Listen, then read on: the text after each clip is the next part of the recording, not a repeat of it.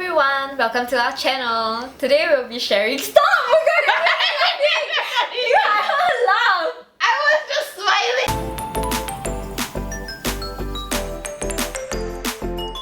Hi everyone, welcome to our channel. I'm R.V.N. I'm Vanessa. I'm Nicole.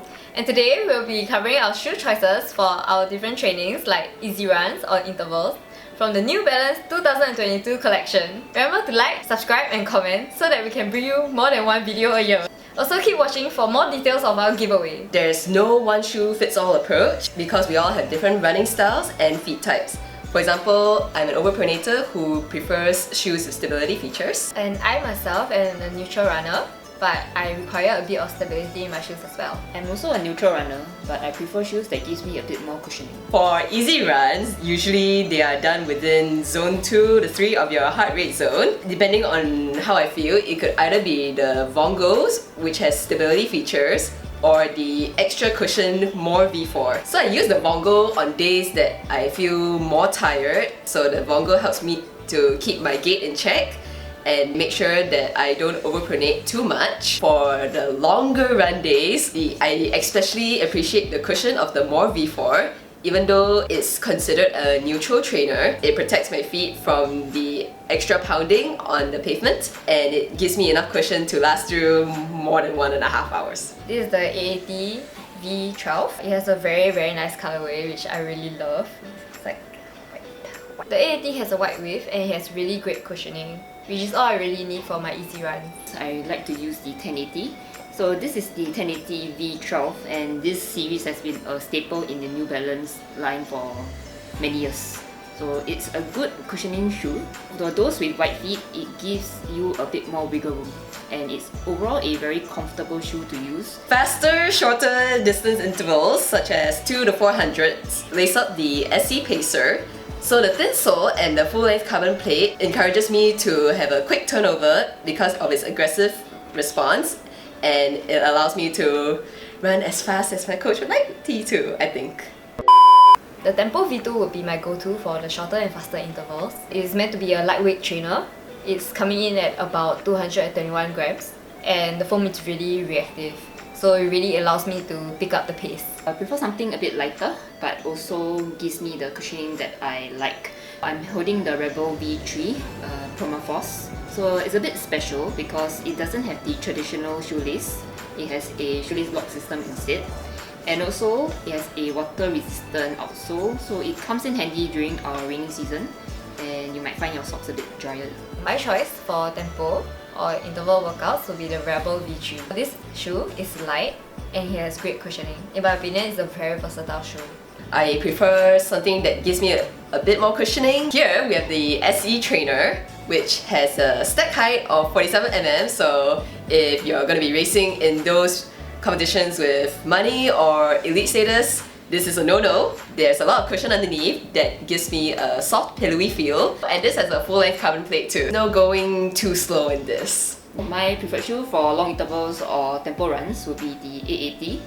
So this shoe has a pretty good cushioning and also it's a lot more durable because of its rubberized outsoles. So for longer workouts, I would prefer something that's a bit more durable so that it can last me for a longer period of time. And overall, it's also a bit wider, so it gives my toes a bit more wiggle room, which is always good for workouts that last a bit longer. Giveaway announcement! So we're giving away some of the shoes from New Balance top selling series. Personally, I'll be giving away the 1080, then we'll be giving away the Rebel V3, and R.V.N will be giving away the SC Trainer. Do check out our Instagram to participate in our giveaway. The MDX track spike. So, I use this for 800 meters up to the 2.4k, and what I really like about this is that the full-length carbon plates here, non-removable track spikes, help to make the spike lighter. My favorite story about this track spike is that not only have I set my 800 PB in this, I also beat Nicole for the first time in our 2.4k. 8:16, let's go, Nicole, go, Nicole, fight, go! Spectacular shoe for 2.4, seeing as how she managed to kick me at the end. as you can see on the bottom, there are some spikes in addition to the actual spike nails. So this provides some extra traction, so it's good, particularly it's on a wet track and you need that extra grip to propel you forward. Provides some cushioning as well, so at the end, in the heel area, that it's not completely bare, so there is some cushion for your heels. So it's good if you're a heel striker. My choice for 5k and 10k track will be the LD 5000. A really light spike compared to the MD, has a bit more cushioning. It's not as aggressive as the MD. Overall, it's just a good pair of spikes that brings you the start line to the end point. Yeah, so how about I let Romain talk a bit about? Huh? I don't remember. I don't wish. Okay, bye bye. We all agree that the SE Elite V3 is our shoe of choice for road racers. It has a full-length carbon plate inside and it has great cushioning as well, as you can see from the stack height. Even though it has a lot of cushioning, but it is actually quite light. This is important because your shoe is light enough, it makes your running a bit more energy efficient. I tried this for the first time for extended intervals and I actually quite liked it. It was quite soft. I could push off pretty well. This was a improvement from the RCV2 because the RCV2 was kind of bottom heavy, but this one has really improved on it with the softer foam here. I can't wait to use it for the next road race, whenever that may be, and to get trashed when they cool. Thank you for watching, and I hope you understand a bit more about what shoes work for what purposes. So do remember to participate in our giveaway, and we'll see you in the next video. Bye! Hi everyone! Oh my god, I'm a cringe! I'm a cringe! Hi everyone, I'm Romain. I thought I was doing it!